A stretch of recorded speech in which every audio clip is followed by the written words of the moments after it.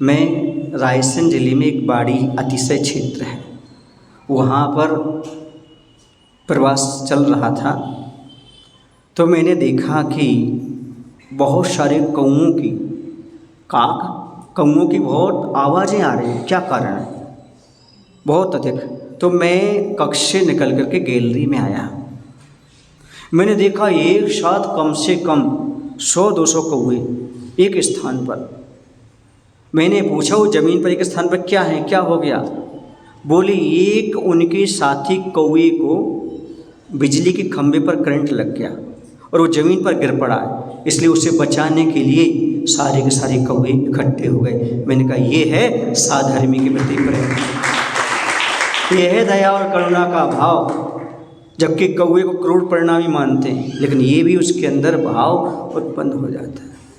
ये भाषा वो भी समझते हैं, ऐसा नहीं कि मात्र आप ही समझते हो भाषा, वो भी समझते हैं। और दयावान की पहचान उनको भी होती है। किसकी? दयावान की पहचान उनको भी हुआ करती है। कैसे दयावान हैं आप, कैसे नहीं हैं, सब जानते वो लोग। इसलिए प्राय करके क्रूर परिणामी को जरूर वो घात करते हैं, और जो क्रूर परिणामी नहीं तो उनका अच्छा भाव करते हैं।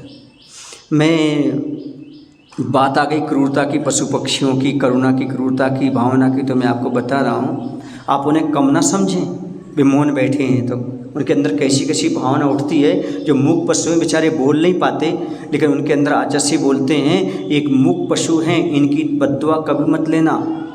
एक गरीब की, एक स्त्री की, एक मूक पशुओं की बद्दुआ मत लेना। ये बेचारे बोल नहीं पाते, अंदर अंदर दुखी रहते हैं, इन्हें कभी दुखी मत करना, वरना कालांतर में बहुत ज़्यादा दुखदायी हो जाते हैं। इसे कभी भी जो बोल नहीं पाते, आपके अधीन हैं, ऐसे लोगों को कष्ट नहीं पहुंचाना, उनकी सेवा करना, उन्हें नगण्य मत समझना, अपने जैसे जानना। ऐसा वहाँ मैं आपको संस्मरण सुना रहा हूँ। मैं करवाई नगर में था, विदिशा जिले में एक करवाई नगर है, वहाँ पर मैं था। मैं सुबह सुबह जंगल जाता था, नदी किनारे, समझ आ रहा आपको लिए, नदी किनारे। वहाँ देखा बहुत भीड़ थी। अब इतनी भीड़ क्यों थी? मैंने लोगों से कारण पूछा। बोली एक गाय ने एक व्यक्ति को मार डाला। मैंने पूछा ऐसे कैसे हो गया, गाय तो कभी मार नहीं सकती। बोली नहीं, वो गाय कसाई की थी। उस कसाई ने उसके बछड़े को उसके सामने काटा। किसके सामने काट दिया? गाय के सामने। गाय अंदर तो बात को रखे रही, लेकिन वह नदी किनारे पहुंच गई। कहाँ पहुंच गई? नदी किनारे पहुंच गई, और सबने भाव बना लिया, हमारे बेटे को इसने मारा, हमारे बेटे को इसने मारा। सुन रहे आप, माने क्रूरता और करुणा कैसी। अपने बेटे के प्रति करुणा है, मोह है, लेकिन उसके प्रति उस कसाई को, और उसने सोच लिया जैसे इसने मेरे बेटे को मारा, ये कल मुझे भी मारेगा और भी बेटों को मारेगा। मेरा मन कह रहा है उस गाय के अंदर ऐसे, क्योंकि पंचंदी संगी है, उसके अंदर ऐसा भाव आया और वो नदी में अंदर चली गई।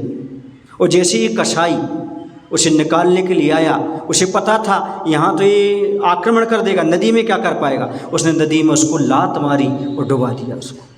किसको डुबा दिया? कसाई को। उसके ऊपर पैर रख दिया। पैर रख करके उसकी अब सांस निकल नहीं पाई, वो छटपटाता रहा और वहीं प्राणांत हो गया उसका। समझ आ रहा है आपको ये क्या है? इतनी करुणावान क्रूर क्यों हुई?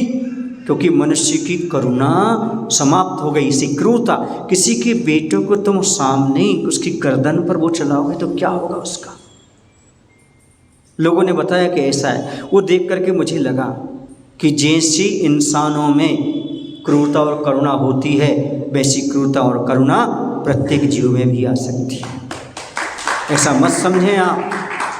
आज आप दुखी हो, आपको लगता है क्यों दुखी हैं? क्योंकि जितने पशु पक्षी मारे जा रहे हैं उन सब की वो बेचारी बदला नहीं ले पा रहे, लेकिन वो कहीं ना कहीं से बद्दुआ दे रहे हैं, जिससे आपके बेटे भी स्वस्थ नहीं हो पा रहे, परिवार भी स्वस्थ नहीं हो पा रहा।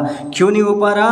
क्योंकि आपने भी किसी जीव को मारा है। नहीं मारा, मारने वाले का आपने सहयोग दिया, नहीं दिया, अनुमोदना कर रहे हो आप कहीं ना कहीं से, चाहे वो लिपस्टिक के माध्यम से कर रहे हो, चाहे नाखून पॉलिश के, चाहे लेदर के माध्यम से, कहीं ना कहीं जो चीज़ें आप ला रहे हो वो पशुओं का वध होता है, उनके बच्चों को मारा जाता है, तब तैयार होती है। आपने वो सब लिया है जीवन में, इसलिए वो आपके बच्चों पर भी उसका क्या पड़ रहा है? दुष्प्रभाव पड़ रहा है। कहाँ जाएंगे? कर्म किए हैं तो वो तो मिलेंगी, वो कर्म जाने वाले नहीं है, कहीं ना कहीं रोग के रूप में, शोक के रूप में कहीं ना कहीं आते चले जाएंगे। अब क्या बात करते हो, ये सब सहज है क्या? नहीं। जब हम प्रद्युम्न कुमार आदि का इतिहास पढ़ते हैं तो उसमें कुछ कहानियाँ मिलती हैं, थोड़ी सी दिमाग से जैसे जैसे आ रही बोलता जा रहा हूँ आपके लिए, मेमोरी में आ रही हैं। ऐसा इनका इतिहास मिलता है, ये अपनी माँ से दूर क्यों रहे इतने वर्षों तक, क्या कारण रहा? तो उसमें मिलता है, आचार्य कहते हैं कहीं मोर के बच्चे को, कहीं और किसी के बच्चे को इन्होंने अपनी माँ से अलग किया था, और अलग करने का परिणाम है कि आज इन्हें स्वयं की माँ से 16-16 साल तक दूर रहना पड़ रहा है। समझ आ रहा है आपको? ये मत समझो कि ये पशु कुछ बोल नहीं पाते, और यदि आप उनको मिलाते, उनका अच्छा करते हैं तो आप परिवार में हमेशा सुखी रहेंगे।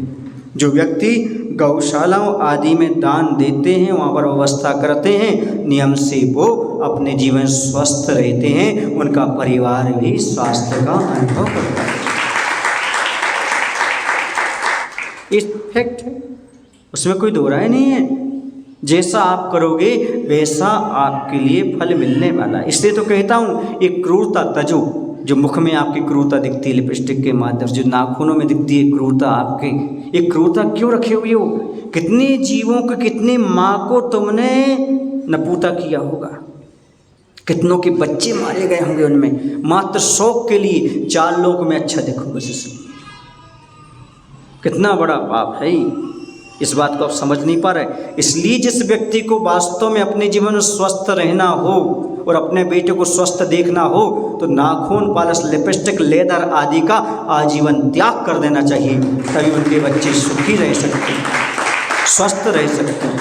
अपने बच्चों के स्वास्थ्य की कामना चाहते हो, अपने पति को स्वस्थ देखना चाहते हो, अपने परिवार को और स्वयं को स्वस्थ देखना चाहते हो, तो याद रखो, जो दूसरों की हिंसा से नाखून पर लिपस्टिक, लेदर आदि, चमड़ा आदि बनकर आ रहा है, उसका त्याग कर दो।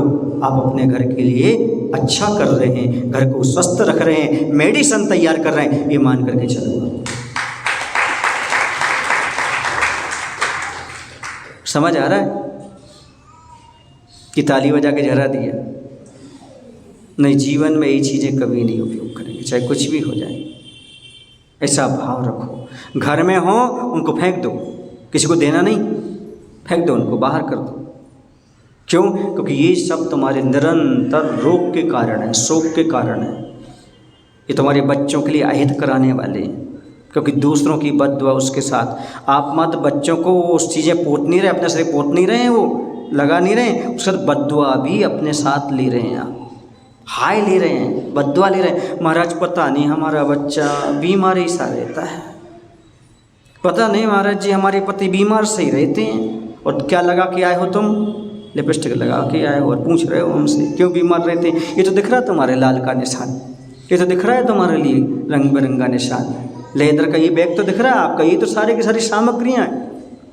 अब क्या डॉक्टर, मतलब डॉक्टर के पास कहते कुछ भी नहीं निकल रहा, ना सोनोग्राफी, ना कौन सी कहलाती वो एंडोस्कोपी, ना किसी में कुछ नहीं निकला, एक्सरे में कुछ नहीं निकल रहा। आप बताओ क्या कारण है? कोई ऊपरी बाधा तो नहीं? ऊपरी नहीं है, या भीतरी बाधा है जो तुम सौंदर्य प्रसाधन लेकर के चल रहे हो। इनका त्याग करो पहले। नहीं समझ पाता है, इन चीज़ों पर ध्यान ही नहीं देता। कितने कत्ल खाने आपसे संचालित हैं आपको पता नहीं है, कितनी फैक्ट्रियाँ आपसे संचालित हैं आपको पता नहीं है। ये सारे के सारे पाप हो रहे हैं जिससे आप पाप मान ही नहीं रहे हो, जिससे आप हिंसा स्वीकार कर ही नहीं रहे हो, जिससे आप अधर्म मान ही नहीं रहे हो। ऐसी चीज़ों को समझो, समझने का प्रयास करो।